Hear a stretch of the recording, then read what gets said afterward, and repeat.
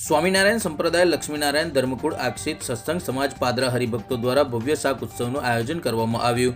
આ પ્રસંગે પૂજ્ય લાલજી મહારાજ શ્રીનું આગમન, શોભાયાત્રા, સત્સંગ સભા અને મહાપ્રસાદીનું પણ ભવ્ય આયોજન કરવામાં આવ્યું હતું।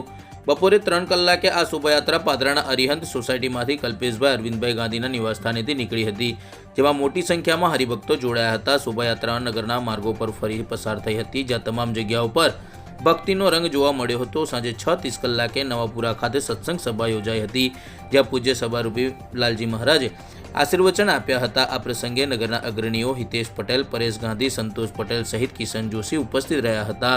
લાલજી મહારાજના આશીર્વાદ મેળવ્યા હતા અને દિનેશ ગાંધી હોલ ખાતે ભવ્ય મહાપ્રસાદીનું પણ આયોજન કરવામાં આવ્યું હતું, જેમાં મોટી સંખ્યામાં ભાવિક ભક્તો પ્રસાદીનો લાભ લીધો હતો। આજે પાદરાને આંગણે સ્વામિનારાયણ સંપ્રદાય લક્ષ્મીનારાયણ દેવ ગાદી ધર્મકુળ આશ્રિત સર્વે હરિભક્તો દ્વારા ભગવાન સ્વામિનારાયણે આજથી 200 વર્ષ પૂર્વે જે લોયાની અંદર દિવ્ય શાકોત્સવ કરી અનંત જીવાત્માને પોતાના ભગવાનપણાની પ્રતીતિ કરાવી, એવું ઐશ્વર્ય અલૌકિક જે લીલા એની સ્મૃતિની અંદર આજે ભવ્ય અને દિવ્ય શાકોત્સવનું આયોજન કરેલું છે।